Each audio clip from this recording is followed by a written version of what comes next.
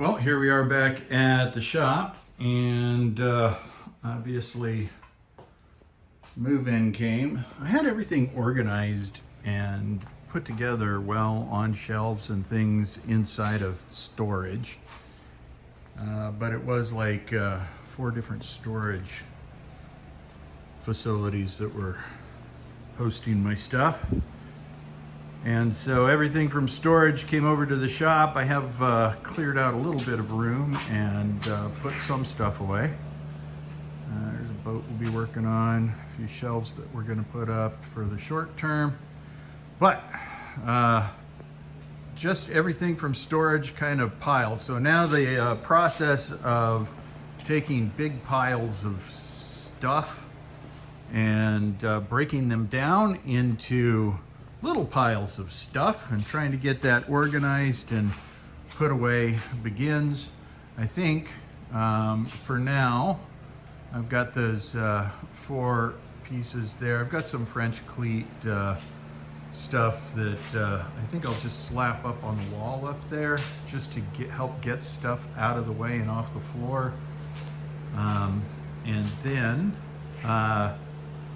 we'll start to clean up some of these tools and get them back in shape. You can see rust spots on all these beautiful surfaces here, and that's a frustration.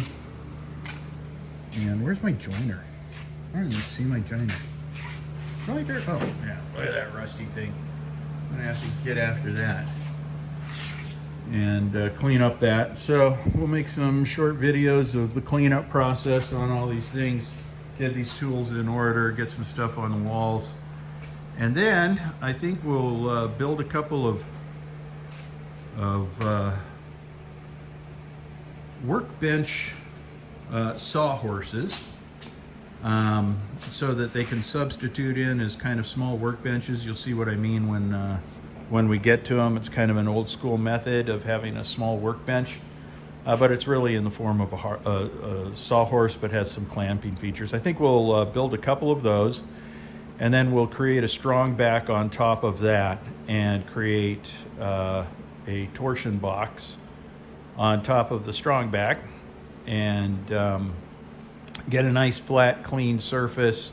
And then we'll put that torsion box on an assembly table later. But for now, we'll leave that on the horses.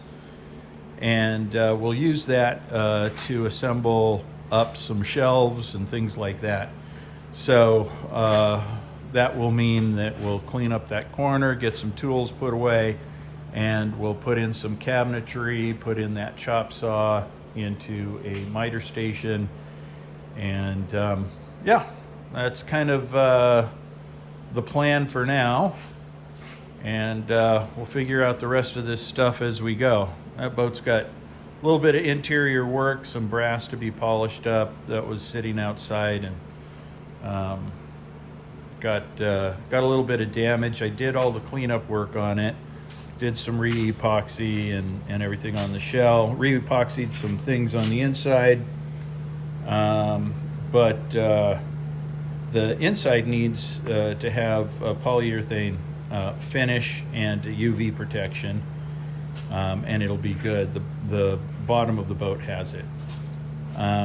So we'll fix that up as one of the things, and then it'll go up here on the wall somewhere. Oh, didn't mean to take you for a ride like that, sorry. Go up on the wall somewhere up here, and then I've got a 16-foot mahogany kayak that I don't think can be saved, but we'll take a look at that at some point and see. And if I don't know how to save it, maybe some of you guys will. So we'll ask you guys for thoughts on that, but I think it's going to be easier and better to start over. It's just a gift from my father, and it got abused. So we'll have to see if we can fix it. Anyway, so many things to do, so much to put away, but we'll get there.